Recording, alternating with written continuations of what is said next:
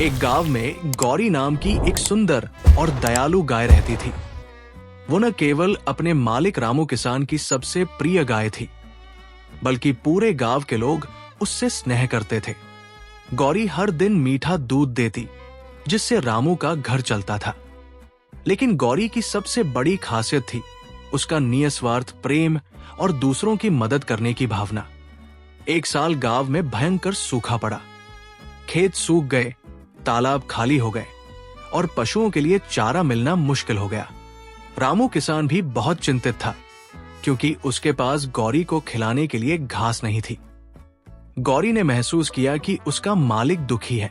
उसने सोचा, अगर मैं ज्यादा दूध दूं तो शायद रामू को कुछ पैसे मिल जाएं और वो घर चला सके।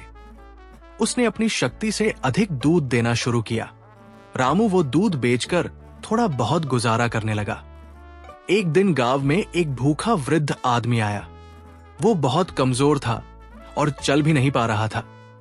गौरी ने तुरंत उसे देखा और अपने दूध से उसकी भूख मिटाने का फैसला किया। उसने खुद कम खाया, लेकिन हर दिन उस वृद्ध के लिए दूध देती रही। धीरे धीरे गांव में उसकी इस करुणा की चर्चा होने लगी।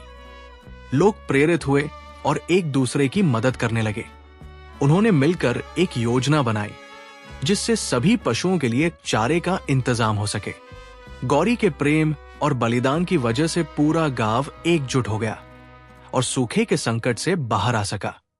रामू किसान भी बहुत खुश हुआ और उसने गौरी को गले लगाकर कहा, तू सिर्फ एक गाय नहीं, बल्कि मेरे परिवार की आत्मा है। इस तरह गौरी ने सिखाया कि प्रेम, निस्वार्थता और मदद का भाव किसी भी कठिनाई को पार करने की शक्ति रखता है। इस कहानी से हमें यह सीखने को मिलता है कि अगर हम निस्वार्थ होकर दूसरों की मदद करें, तो समाज में बदलाव आ सकता है और कठिन से कठिन परिस्थिति भी हल हो सकती है।